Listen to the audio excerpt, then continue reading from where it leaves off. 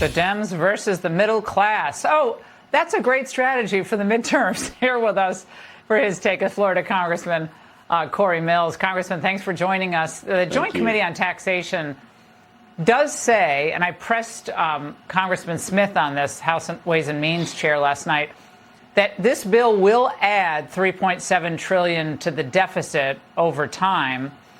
Will the growth make up for that huge amount of money? Well, absolutely. And look, this is once again the Democrats, because they've taken advantage and thought they controlled and owned the middle class. They're now trying to lambast the Republicans for trying to help and save the middle class. With the Tax Cut Jobs Act, that in itself helps small businesses stop going. They would have went from a 21%, which is under President Trump, to 43.4% tax hike. That is absolutely astronomical. That's about 600 million jobs that would be lost if the Democrats had it their way. The Republicans like Beth Van Duyne out of Texas are the only ones who put bills forward that actually prevents the cutting of Social Security and Medicare and Medicaid, because we understand that's retirement security for many of our elderly, especially those in my community there in the state of Florida. So this is once again just the Democrats trying to attack the Republicans from actually doing something, because they want to create their own fiefdom of voters that they can control. And that's what they really want. They want power and control in D.C. I have to tell you, I'm beginning to think all the Democrats want is a moment on TikTok. I mean, they should all become, I really think, Congressman, they should all just become influencers. Everyone's like, what do you want to be when you grow up? An influencer, okay? They should all just do that, because everything they do for the cameras, is most of it at least, is not solutions-oriented. It's just emotional kind of garbage. It's garbage out, That's and right. We're all supposed to lap it up. And they don't want to tell the truth, do they? They don't want to talk about the fact if we don't stop the sunset of the TCJA, that you're talking about nearly half of Americans who would lose their child tax credit.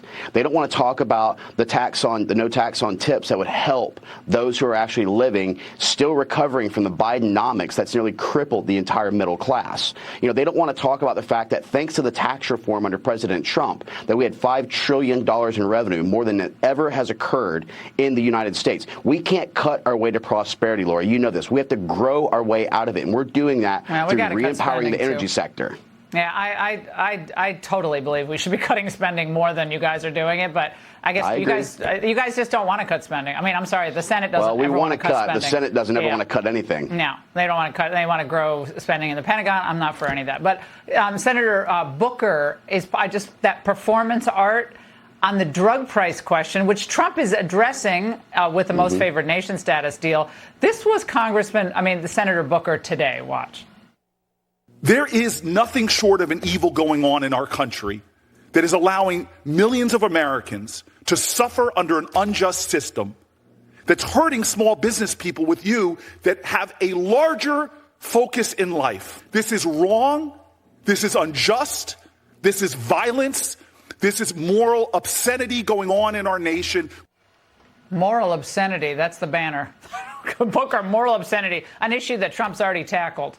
What is this? Not just tackle. It's political theatrics, Laura. That's all it is. Cory Booker and Chuck Schumer and all the others want to go ahead and stand up there and rant. The Dollar Tree version of Obama, Hakeem Jeffries, wants to talk about how Republicans are continuing to try and go after Medicare, Medicaid, and Social Security. It's political theatrics, and that's all it is. The Trump plan works. The America First agenda works, and that's why November 5th we won the popular vote and the electoral vote. All right. Well, those midterms are chugging right around the corner. Congressman, thank you very much.